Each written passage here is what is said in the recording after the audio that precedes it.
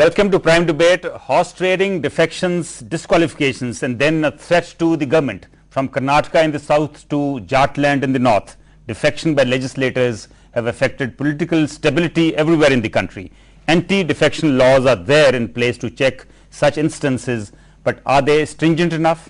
Moreover, what should be the role of the governors and speakers in such circumstances? That's what we discuss in Prime Debate.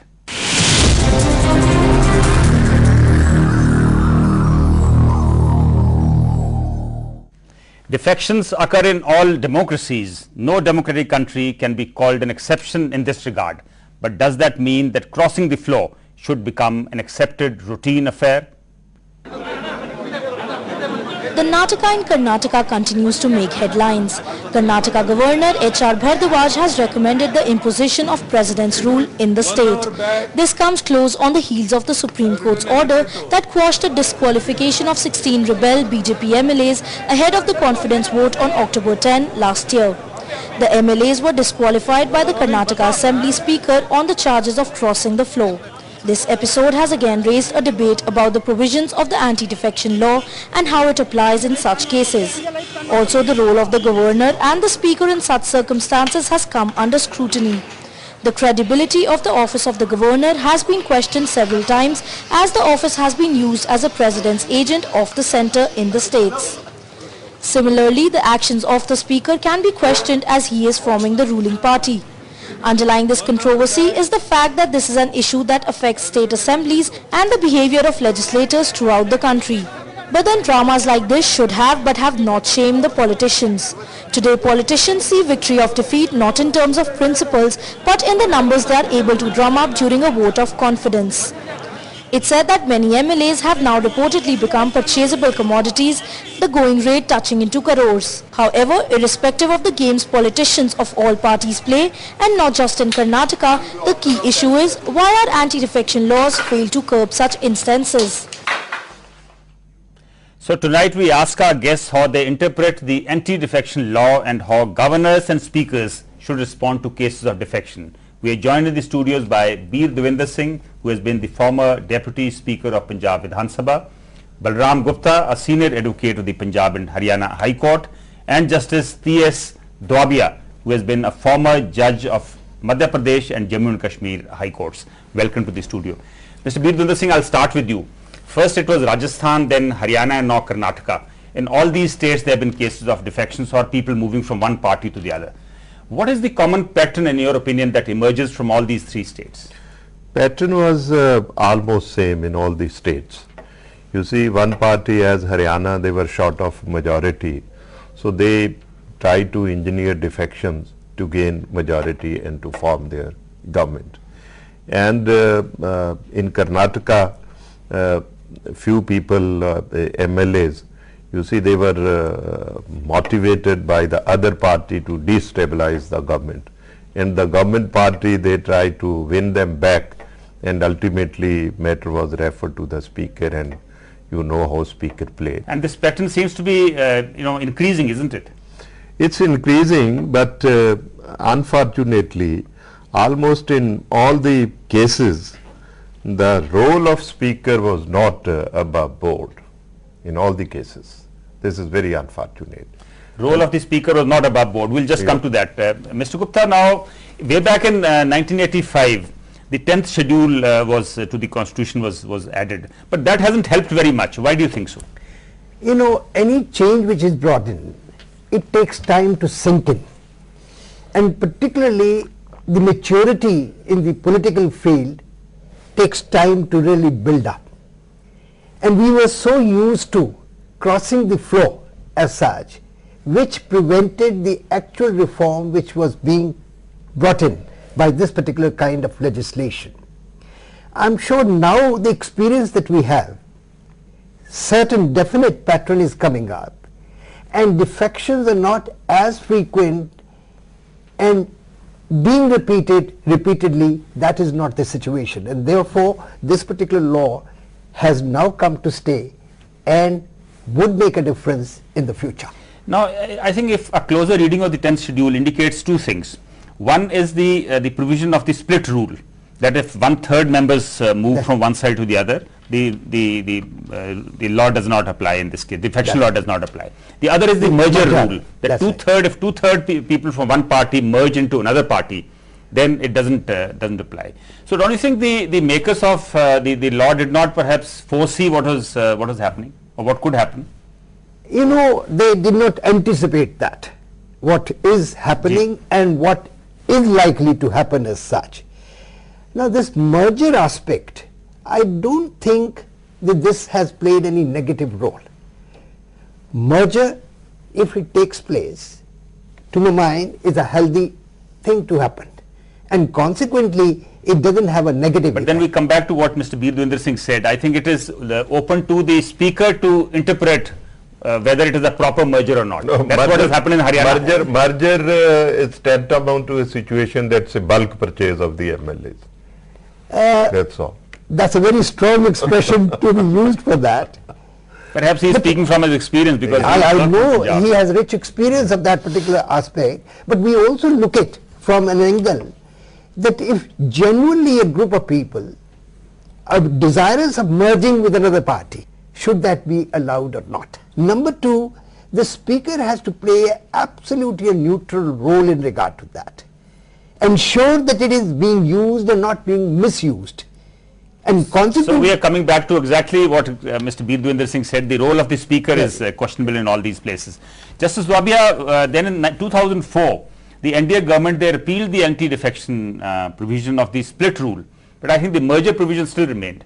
And I think that is creating problems now. I think it is creating problem because had the split rule been there, then the person who want to defect to the other side, they would think twice how to create a split, and that was a thought of a difficult procedure, 1/3 getting out or 2/3 getting out.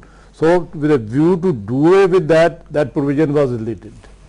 Otherwise that was a salutary provision brought on the statute book with good intentions, but when the politicians or the law politicians thought that this is causing problem, they thought to get away with it. You would recall that this anti-defection law was made in 1984 when the then Prime Minister Shri Rajiv Gandhi, he had a virtual more than 2/3 majority. But then this provision was brought because larger the number of people, larger the dissatisfaction, larger would be the defection. So this split rule was brought at that point of time, so that you must gather that much number, 1/3. But that was a salutary provision that should have been attained. The people Justice Wabia, in both instances, in 1985 and then 2004, I think nobody anticipated the possible problem with the role of the speaker, no? Nobody anticipated, but in my opinion, they deliberately chose speaker. They thought that the speaker can be that he should adjudicate. Adjudicate, because then they will be able to get a favorable adjudication. But now since that has been questioned time and again, yes. So I think, is there a need for a change? There is a need for change. There is a need for change. This power should either be with the High Court or with the Election Commission. I would suggest it should be with the High Court, because ultimately the decision of the speaker goes to the High Court. Right. Mr. Gupta, now Justice Wabia feels that this power to adjudicate should lie with the High Court. Could this not be an impingement on the separation of powers principle? I would say no. The reason being, a particular authority is being exercised. Some kind of a control, regulatory in nature, needs to be there. And if this particular principle is used with regard to the High Court, then there would be no separation of powers in any particular wing of the state, for that matter. Each action is open to question before Justice Gupta, there is a feeling that maybe this provision should lie to adjudicate with the Election Commission and not with the High Courts.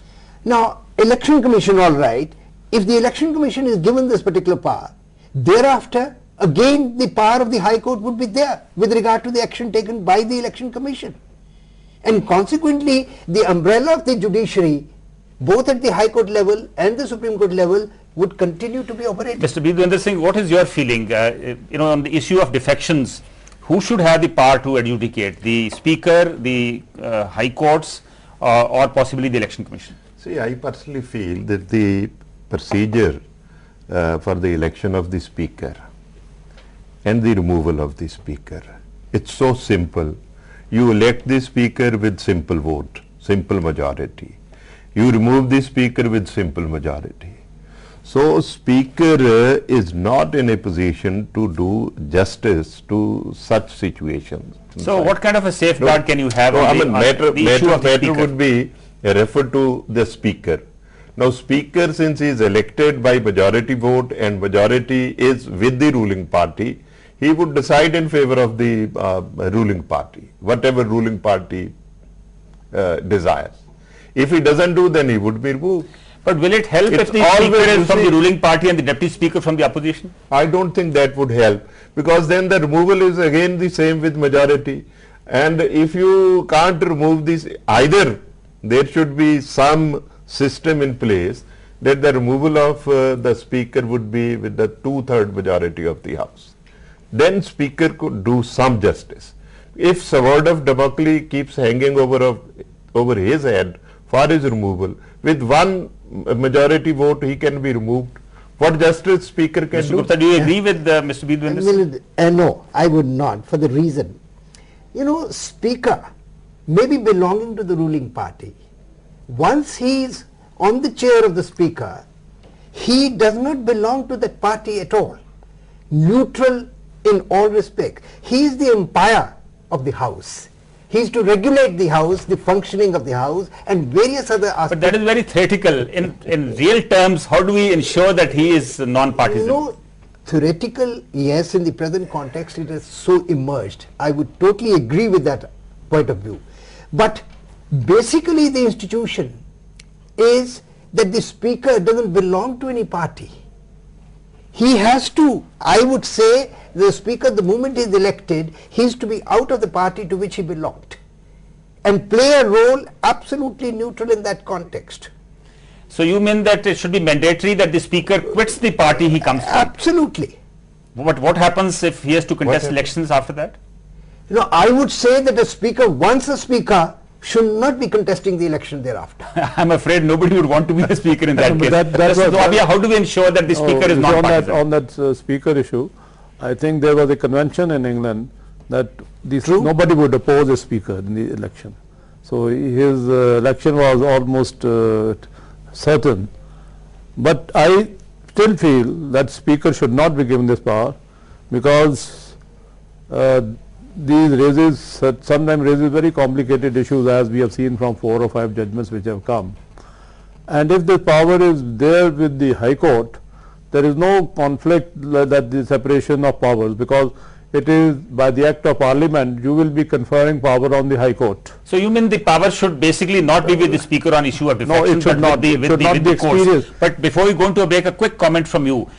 Should the speaker, on issues of when a no confidence motion is brought about, should he have the power to vote? The normal practice in all parliamentary systems and all systems is that the speaker has a vote, right of vote, casting vote, what we call, when there is equality. Only if there is a tie. If there is a tie, that is. So that system should remain. That system should remain. But in this case, I would say that the power should be with the High Court, not with the quick comment. We have to go into a break. That's right. I mean, the speaker has to be neutral, and this has to be ensured by whatever procedure we wish to adopt for that particular purpose. Otherwise, the very purpose of having the speaker stands defeated. The convention is well based in regard to that, and this convention needs to be cemented rather than broken.